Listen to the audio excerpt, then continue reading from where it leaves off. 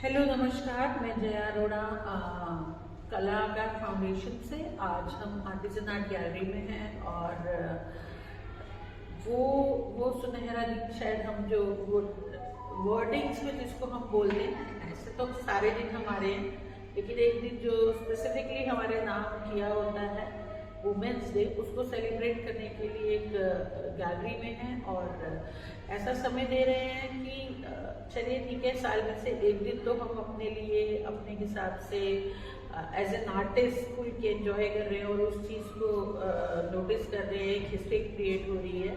तो उस सिलसिले में आज हम बात कर रहे हैं, निधि बोले या मेहर बोले वो अभी हम डिसाइड करेंगे, लेट इट बी कि क्या है। बस हम एक एज एन आर्टिस्ट, एक फीमेल आर्टिस्ट से बात करने जा रहे हैं। तो कैसे कैसे क्या जर्नी आई, कहाँ कहाँ प्रॉब्लम्स आई, क्योंकि हर एक के पास एक बहुत बड़ी लिस्ट होती है कि हमारी प्रॉब्लम्स हैं या हम कैसे इस लाइन में आए। तो उस बात को समझने के लिए, समझाने के लिए हम लोग आज बात कर रहे हैं आर्टिस्ट मेहर से। तो आर्टिस्ट मेहर बोले, निधि बोले, क्या ये किस उससे ज़्यादा लगता है कि सुकून रहता है जिस नाम से? मेहर से ज़्यादा कनेक्शन बनता है खुद के लिए भी और शायद सामने वालों के लिए भी, क्योंकि निधि नाम की पहचान बनाते बनाते बहुत समय निकल गया। नाम बदलने की क्यों, मतलब एज एन आर्टिस्ट नाम रखने की जरूरत क्यों लगी? एज एन आर्टिस्ट भी नाम रखने की जरूरत लगी और दूसरा वही कि निधि नाम का जो मुझे लग रहा था इतने सालों से, मतलब है खजाना, पर मेरा खजाना बहाए जा रहा है। तो मुझे लगा कि अब मुझे कुछ अपने लिए करना है। तो मैंने अपना नाम, जब मैंने पेट ब्रश उठाया तो मैंने मेहर के नाम से शुरू किया कि अब हमको कुछ वापस भी मिलना चाहिए, चाहे प्रेम के भाव में मिले या किसी भी भाव में मिले, या जो भी मैं बना रही हूँ वो मेरे दिल से, आत्मा से बनकर आगे तक सामने वाले के दिल तक पहुँचे। मतलब ये एक नाम मतलब एक होता है ना कि एक पेन नेम रखना और यहाँ ब्रश नेम रखने में तो थोड़ा चेंज करके बहुत अगर इफेक्टिव है तो बहुत बढ़िया बात है कि इफेक्टिव है वो सब चीज़ें। तो जर्नी कहाँ से शुरू हुई? जर्नी शुरू हुई शायद 12th क्लास में। मुझे पहली बार पता चला कि मेरे को ड्राइंग करनी आती है, क्योंकि उससे पहले तो मेरे सर थे मिस्टर छोटा सर, और मेरी मम्मी भी उसी स्कूल में टीचर थी, तो मेरे सारे काम हो जाते थे, मुझे कुछ करना ही नहीं पड़ता था। पर 12th में 11th में जब बायो ली और खुद फाइल बनानी शुरू करी, और जब सर की ड्राइंग में गुड मिला और मेरी ड्राइंग में एक्सीलेंट मिला, तो मेरे ही सर ने मुझे बोला कि निधि मुझे भी नहीं पता कि तेरे में एक आर्टिस्ट छुपा है। फिर वो रास्ता फिर रुक गया, BLED किया, कॉलेज में गए, फिर वो दोबारा से नजर आया। पर कभी आर्ट और मैं जुड़ जाएंगे मैंने सपने में भी नहीं सोचा था, क्योंकि मैं हमेशा खिलाड़ी रही हूँ, भागना, दौड़ना, घूमना फिरना, और आर्ट मतलब पेशेंस, आर्ट मतलब ठहराव। मुझे वो चाहिए ही नहीं था लाइफ में। ऐसे ही समय बीतता गया, बढ़ते गए, धक्के खाते रहे, ठोकरें लगती रही।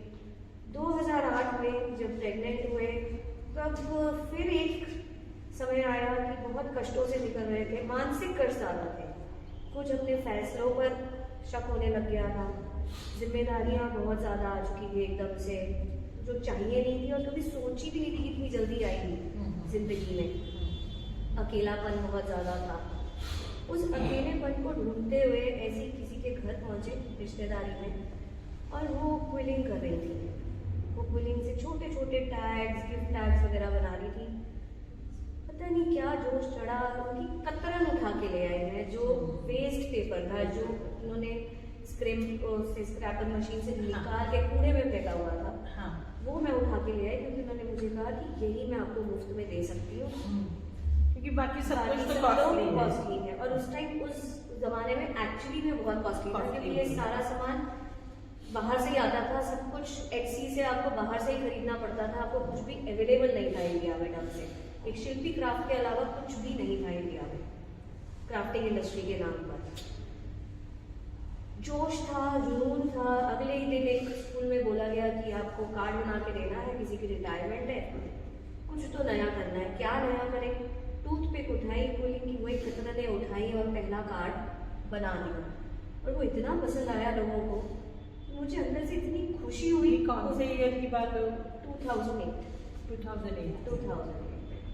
उसके बाद ढूंढना शुरू किया, पंच क्राफ्ट, पार्चमेंट क्राफ्ट, सब में हाथ डाला, क्विलिंग की वॉचेस बनाई, छोटे से लेकर बड़े पीसेस बनाए। उस समय से जो जर्नी शुरू हुई है वो आज करते करते डेकोपाज, पेपर क्राफ्टिंग से होते होते रेजिन तक पहुंच गई है। और आज यहाँ बैठकर जो खुशी मिल रही है, एक अलग ही एहसास है।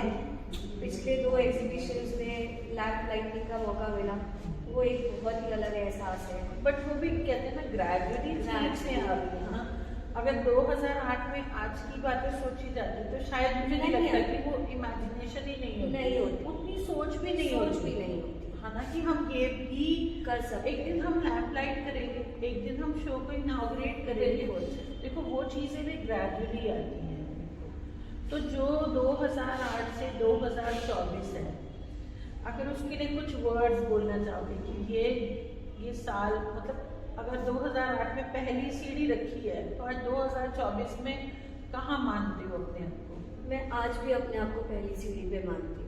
देखो आर्टिस्ट हमेशा स्टूडेंट ही रहता है, लेकिन एक एक्सपीरियंस का लेवल अंदर जो बढ़ता है ना, कि हमने एक्सपीरियंस लिए हैं लोगों से, हो सकता है कि वो गुड एक्सपीरियंस होंगे या बैड एक्सपीरियंस होंगे, लेकिन एक्सपीरियंस हमेशा पॉजिटिव होंगे, कुछ ना कुछ छाप छोड़ के जाते हैं, कुछ सीखते ही हैं सीखते हर चीज से। तो उस चीज को अपने आप को इवेलुएट करना पड़ेगा, क्योंकि कई बार ऐसा होता है ना, वो टाइम होता है कि जब आप अकेले बैठे हैं सोच रहे हैं कि मैंने अभी तक क्या कमाया। मैं वो चीज के लिए बोल रही हूँ, मैं अपने लिए, जो अपनी सोल के लिए जब आपने कुछ काम किया होता है ना, उसके लिए बात करती हूँ। अपनी सोल के लिए मैं यही बोलूँगी कि आज मैं सिर्फ अकेली नहीं हूँ, मेरे साथ मेरा पूरा परिवार, मतलब हस्बैंड, दोनों बच्चे, सब मिलकर हाथ बढ़ा रहे हैं। तो मेरे लिए ये अभी तक की मेरी जिंदगी की सबसे बड़ी कमाई है। प्लस क्योंकि मेरा बड़ा वाला थोड़ा ज्यादा समझदार है छोटे के तुलना में, वो बड़ा है लेकिन छोटा भी अपने भाव बहुत अच्छे से व्यक्त करता है। पर बड़े वाले के शब्दों में, जिस ढंग से मैं पाल रही हूँ अपने बच्चों को, जिस ढंग से मैं उनका मार्गदर्शन कर रही हूँ, आर्ट ने उसमें बहुत बड़ा रोल प्ले किया है। उसने मुझे बहुत पेशेंस दिया है, मुझे बहुत ठहराव दिया है, प्लस मेरा विजन बहुत ब्रॉड किया है। मुझे हर क्रिएटिव फील्ड में, हर अपॉर्चुनिटी में एक मंजिल नजर आती है। मुझे मिट्टी के दाने में भी आज मंजिल नजर आती है। और मुझे ये लगता है कि हाँ, आज मैं इतने सालों में इस कगार पे पहुंच चुकी हूँ कि अब मैं हाथ बढ़ाकर दूसरों को आगे ले जा सकती हूँ। मेरा वो समय आ गया। अब मैं हाथ खींचकर जिस जर्नी को मैं क्रॉस करके जा रही हूँ, उनकी जर्नी दर्दों से कट शॉर्ट कर सकती हूँ और ज्यादा सुंदर और ज्यादा जल्दी उनको उनकी मंजिल के करीब ले जा सकती हूँ। कई बार ऐसा होता है ना, जो चीजें हमने झेली हैं और जो एक्सपीरियंस हमने किया है, वो हम सोचते हैं कि सामने वालों को सपोजिंग ज्यादा दी तो चलो अपने बच्चों को तो उन चीजों से बचाए। चलो हो सकता है कि हम दूसरों के बच्चे के लिए कभी कभी डिसीजन नहीं ले सकते हैं, लेकिन एटलीस्ट हम ये तो सोच सकते हैं कि कम से कम वो मेरा बच्चा उस चीज से, उस जर्नी को कट आउट करके आगे चले। देखो जो हो सकता है 3 साल हमने सिर्फ गलियों में घूमते हुए निकाले, उन चीजों को ढूंढते हुए, आज हमें वो शॉप्स पता है, ठीक है ना, तो अब वो डायरेक्ट उसी एड्रेस पे जाके हम लोग रुकते हैं। वो रास्ता शॉर्ट कर सकते हैं हम अपने, ज्यादा नहीं तो अपने बच्चों के लिए। बिल्कुल। और मैं अपने बच्चों को भी यही बोलती हूँ, नई गलतियां करो, हमारी गलतियों से सीखो, नए रास्ते बनाओ। नहीं तो अपनी अगली पीढ़ी को क्या दोगे? कुछ तो मार्गदर्शक तुम भी करोगे, कुछ तो करोगे, किसी के लिए भी करोगे, कोई तुम्हारे लिए करेगा, तुम किसी के लिए करोगे।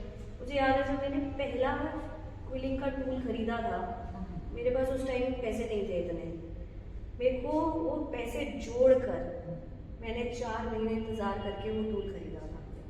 लेकिन आज क्योंकि टेक्नोलॉजी भी बहुत बढ़ चुकी है, सामान भी आ चुके हैं, बहुत ब्रांड्स भी आ चुके हैं, तो अब मुझे ये पता है कि हाँ, ये सामान इस जगह से, ये सामान इस जगह से अच्छा मिलेगा, क्वालिटी अच्छी मिलेगी, बजट पे भारी नहीं पड़ेगा। तो यही एक्सपीरियंस है। और आज इतने सालों में मैं प्राउडली बोल सकती हूँ कि मैं इंडिया के लीडिंग क्राफ्ट ब्रांड्स के साथ कोलैबोरेशन में काम करती हूँ। कभी छोटा, कभी बड़ा, वो मैटर नहीं करता।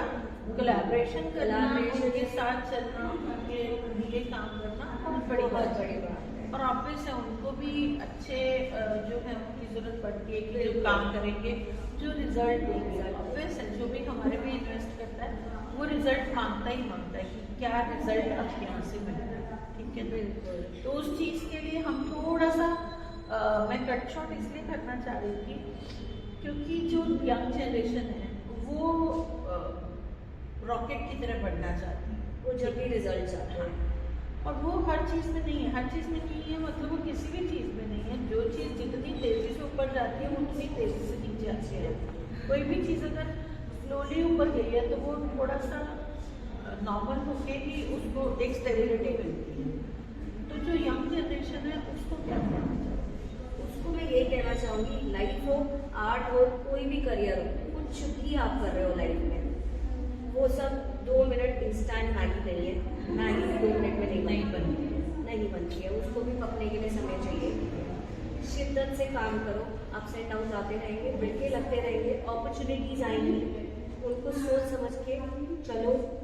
सही लोग मिलेंगे, बुरे लोग भी मिलेंगे। पहचान करो, अपनी पहचान बनाओ, जितनी चादर है उसमें चलो। और 2008 में जब मैंने वो फिलिंग स्ट्रिप उठाई थी, उसी के साथ क्राफ्टर्स को इसका जन्म हुआ था। बट आज 2024 में जाके वो रजिस्टर हुई। बहुत टाइम लगे, बहुत टाइम लगा। कि साथ साथ अपनी लाइफ सेटल करनी थी, बच्चे सेटल करने थे और ये हमारी प्रायोरिटी नहीं थी आई थिंक तब। अब प्रायोरिटी है। अब आई थिंक मुझे लगता है प्रायोरिटी चेंज हो जाती है। उसको कहते हैं ना कि लोग बदल जाते हैं। तो ये बदलाव जो होता है कि लाइफ का कि हम अच्छे के लिए बदल रहे हैं वो बहुत ज़्यादा बिल्कुल। और बच्चों के लिए ये जरूरी है कि जो शुरू से ही इस लाइफ में आ रहे हैं, हमारी तो प्रायोरिटी नहीं थी तो भी हमें इतना समय लगा, लेकिन जो आ रहे हैं उनको भी अपनी जर्नी खुद तय करनी है। किसी की जर्नी फास्ट हो सकती है, किसी की जर्नी बहुत धीमी हो सकती है। क्रिएटिविटी में हम मेजरमेंट नहीं ले सकते। तो कोई चीज सीखने वाला बंदा 1 साल में वो चीज सीखता है, कोई 3 साल में भी सीखता है। तो उसमें बुराई नहीं आई थी।